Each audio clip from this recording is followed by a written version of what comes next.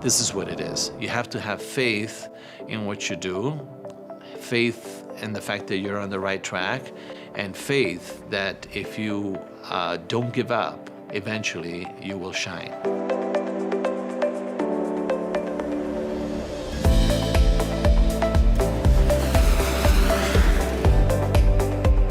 It's very easy to give up, and you want to give up so many times, you know? How do you stay motivated then? Well, how do you stay motivated? You stay motivated for many reasons. If you have kids, if you have mortgages to pay. The country where I grew up, basically in Canada, and I moved to Italy, it was a challenge. People were watching me and saying, he's gonna come back, or he's gonna go back. So there were people betting on me, whether I was gonna go forward or backwards. And you wanted to prove them wrong. Oh yeah. Yeah. And you did. Yeah. What were some of your greatest challenges, and how did you overcome them when building your region? The biggest challenge was changing the mentality of the industry, which was totally adverse to cooperation. What do you do about that? What do you do about that? Yeah. First of all, you have to be very confident that you're on the right track. And I was. I was absolutely certain I was on the right track, and I was right, they were wrong, okay? And you have to be like that, you know? You have to believe in what you're doing.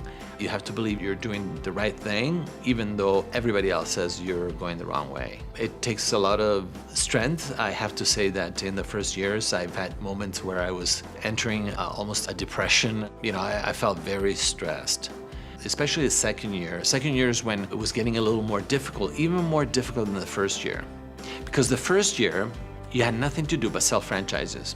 So your job is fairly simple. The second year, those people you sold a franchise to have expectations for a string of services. You know, they want education, they want technology, they want to be pampered, but you have also to inspire them and comfort them also, because they're finding the same challenges that you are. I found myself having to wear several hats and not have enough people to give those hats to. So I was wearing the hats. So did you hire some people who could? I started hiring some people for sure. I mean, yes, but hiring costs money. So you have always to balance. It's a balancing act at the beginning, because you know your resources are perhaps limited. They're always limited, but at the beginning, they're more limited than ever. So you have to try and balance and try to find the right people. I think that is one of the most difficult things to do, is to get the right people around you. We started setting goals right from the beginning. You know, we wanted to become the #1 company in Italy. 20 years ago, I wanted to have 500 offices and 5,000 agents. So I'm not there yet, but I'm getting close. And I think that I will reach that goal by 2020. I'm looking at 2025, and that's my next goal. You know, it's 1,000 offices and 10,000 agents. You have to set those goals and then work it backwards and figure out how many people you have to see, how many offices you have to open, how many appointments you have to make. If all fails, you have to concentrate only on one thing, which is franchise sales. Absolutely. What are some of the skills that you think a region owner needs to succeed then? You have to want to build something. You have to have that fire inside of you. Surround yourself with people who can do things that perhaps you can't do. You have to get them to trust you and to trust your vision.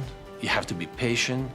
You have to be tenacious. You have to have faith in what you do, faith in the fact that you're on the right track, and faith that if you don't give up, eventually you will shine.